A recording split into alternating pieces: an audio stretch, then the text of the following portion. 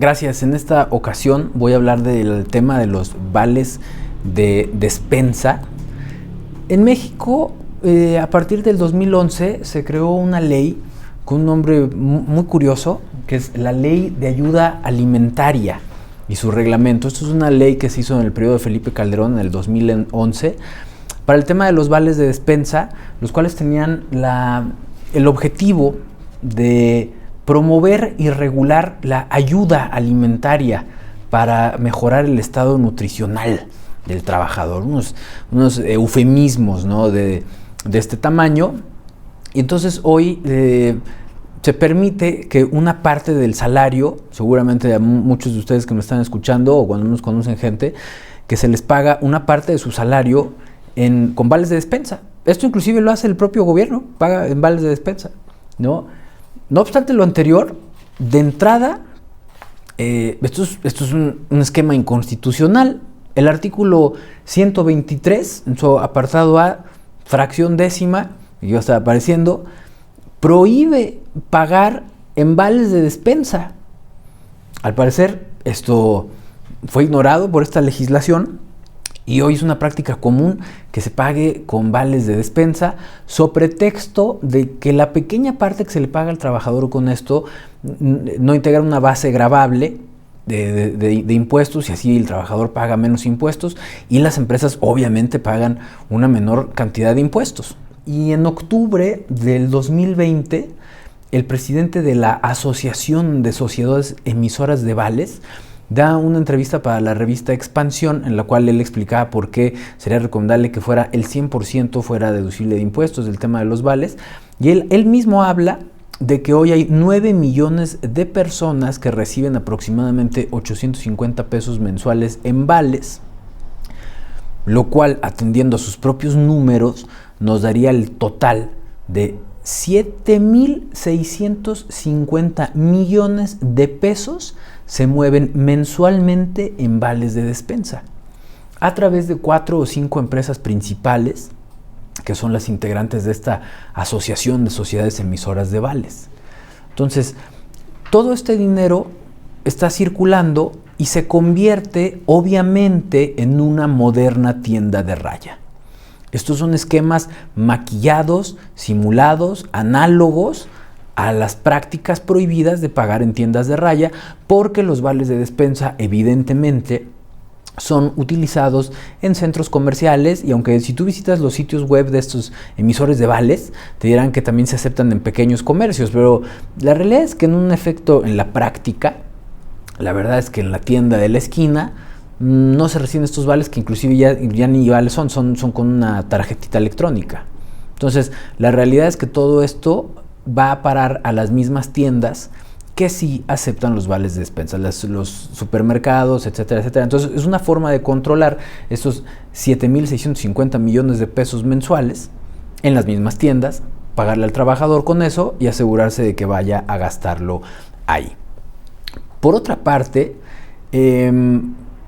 resulta contrario a una lógica elemental, o cuando menos una lógica jurídica, pensar que la única manera que existe de beneficiar al trabajador en la base gravable, los impuestos que paga de su salario, sea mediante vales de despensa. Realmente, si se tuviera la intención de disminuir su base gravable, pues así se haría, y simplemente se disminuiría la base gravable por ministerio de ley, sin necesidad de tener que hacer todo un esquema en el cual su dinero circule a través de estos emisores de vales que concentran el dinero. Otro de los asuntos es que por ministerio de ley también, de esta Ley de Ayuda Alimentaria y su reglamento del 2011, y después las posteriores misceláneas fiscales, no se puede gastar los vales de despensa en alcohol y cigarros. Pensamos que de entrada esto tiene una dosis de inconstitucionalidad, porque todo el dinero que el trabajador reciba o cualquier prestación, ya sea también en especie, que el trabajador reciba, integra su salario. Si los vales de despensa integran el salario del trabajador, entonces el trabajador podría disponer, o debería disponer libremente de su dinero para gastarlo en lo que él quisiera, ¿no? Seguramente existe un choque entre el régimen fiscal de los vales de despensa con el esquema de alcohol y cigarros. Pero esto nos haría pensar también que posiblemente, por ejemplo, vamos a llamarlo así, productores de mezcal, cerveza artesanal u otros productos podrían decir, oye, al existir un bloqueo por parte del Estado respecto de que el trabajador pueda gastar en mi producto, estoy en un escenario de desventaja comercial porque existe expresamente un bloqueo para que la gente pueda gastar en mi producto.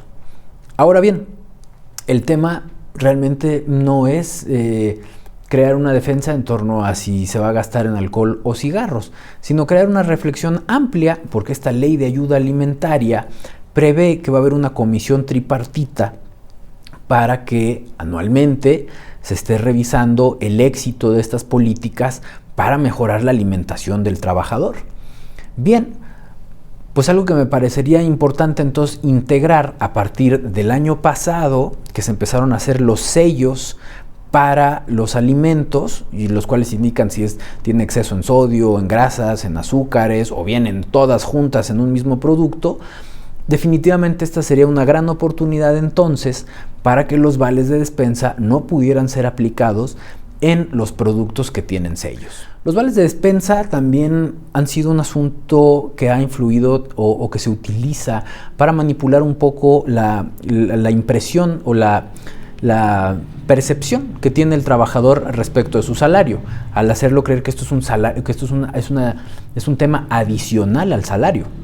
La realidad es que no lo es, que no es ninguna ayuda alimentaria.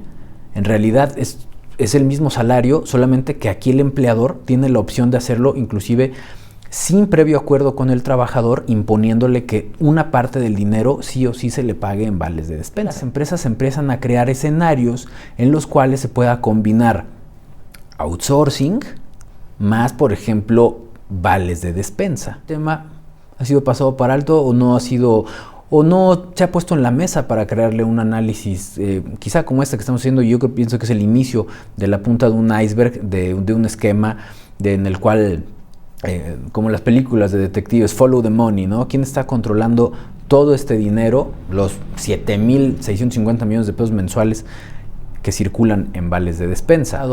Todo esto bajo una parafernalia, un maquillaje, principalmente a los sitios web de de vales, de Denred y Efectivale y todos estos, como si fueran una bendición para el trabajador recibir sus vales de despensa. Realmente, obviamente, intentan promocionar todo esto porque al ellos cooptar más trabajadores y más empresas en todo esto, pues concentran más y circula más dinero a través de ellos.